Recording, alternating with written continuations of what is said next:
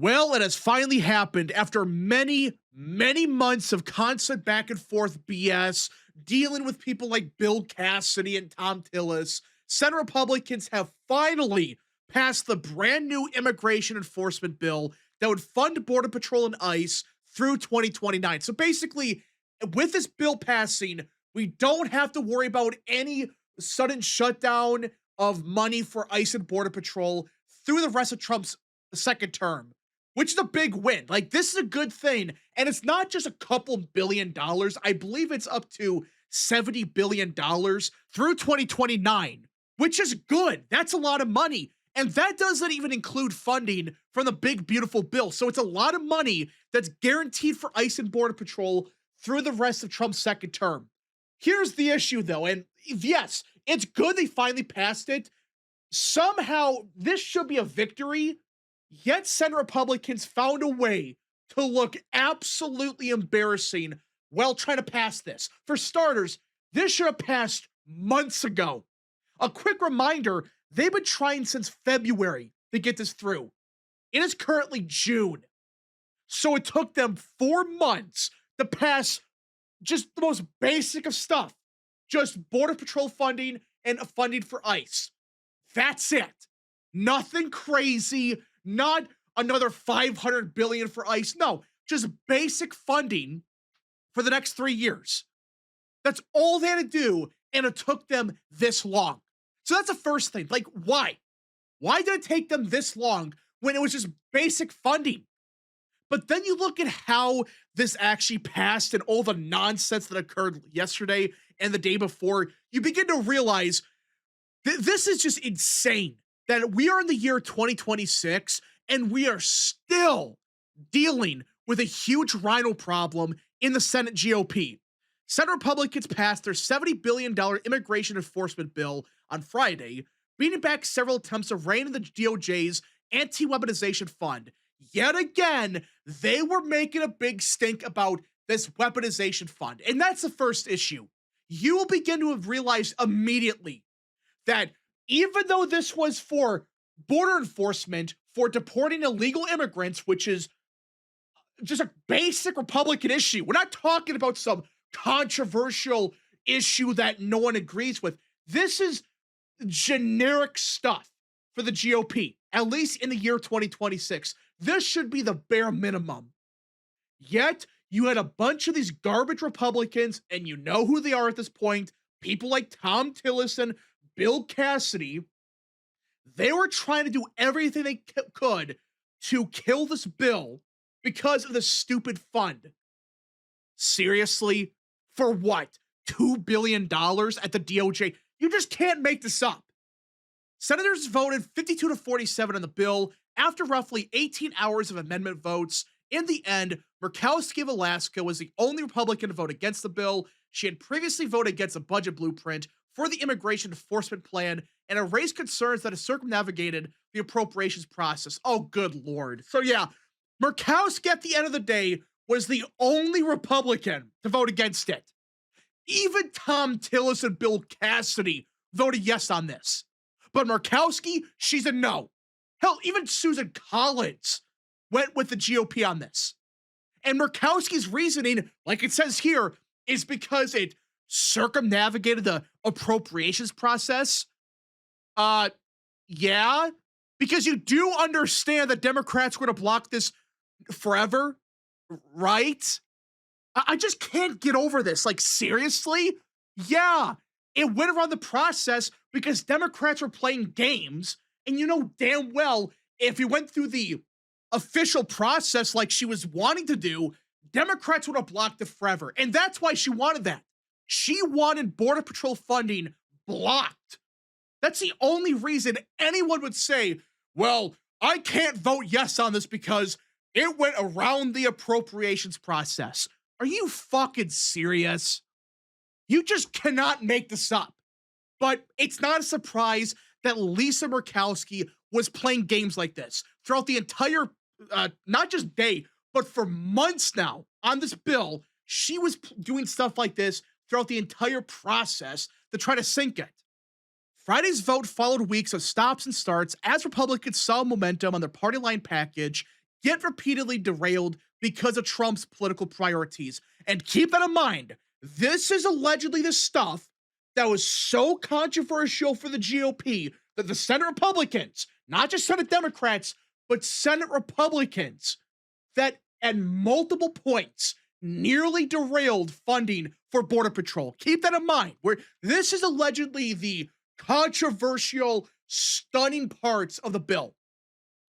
First, Republicans needed to contend with the administration's push to get $1 billion in Secret Service funding, part of which could go towards the White House Ballroom Project. Oh my goodness, $1 billion? That is too much money. Are you serious right now? Because part of the funding would have went to the ballroom. You can't make this up. So somehow funding for Secret Service, that part of which would probably go towards the Ballroom Project, whatever, somehow that is the controversial part of the bill that nearly sank the entire thing. Seriously, $1 billion? A quick reminder that many of the same people complaining about $1 billion voted for the nonsense Biden pushed for years. Remember a lot of these garbage bills he passed with all this money that went to God knows where?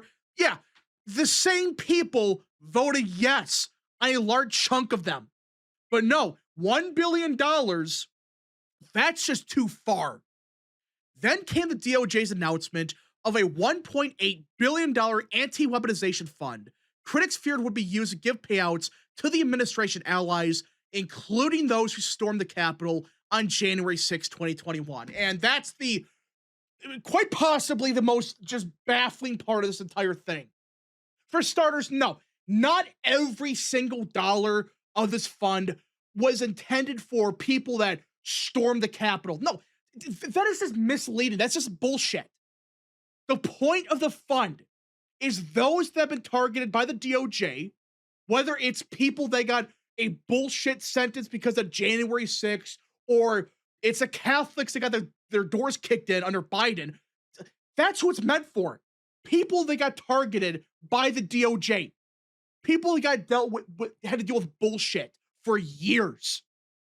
And we're not talking about $50 billion. It's barely $1.8 billion. That's it. Yet, this part alone was the biggest issue, according to people like Tom Tillis, because of January 6th. Are you serious right now? It's 2026 now. It's been 5.5 years since January 6th happened. And we are still doing this? Really? It is just baffling. I should not be surprised because we are talking about people like Tom Tillis and Bill Cassidy, but really? These are the things that you're worried about? I just can't get over that. It is insane that they nearly sunk immigration enforcement for ICE, Border Patrol, funding for these groups that is a generic Republican position that every Republican should support no matter what because of the DOJ. Really?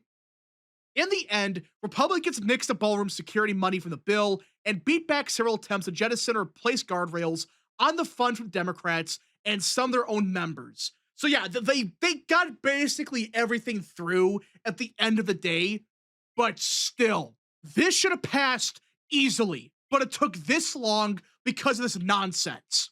Senator Jeff Merkley of Oregon offered an amendment that would have inserted language to block the construction of Trump's 90,000 square foot ballroom unless Congress authorizes the project. It was rejected by a vote 53-46, short of the required 60 vote threshold, but not before several Republicans lined up in support. Susan Collins of Maine, John Huston of Ohio, Jerry Moran of Kansas, Bill Cassidy of Louisiana, Tom Tillis of North Carolina, and Dan Sullivan of Murkowski. So again, Susan Collins and Husted and Sullivan, fine. You have somewhat competitive races. You don't want to deal with the horse shit of this ballroom stuff. Fine, whatever. That's one thing.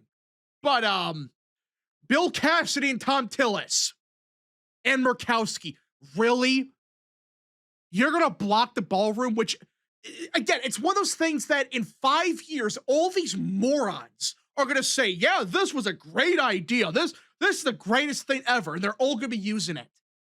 Like, I just can't, it's just baffling to me that there's this weird, like, they're so focused on this ballroom and they want to block it no matter what.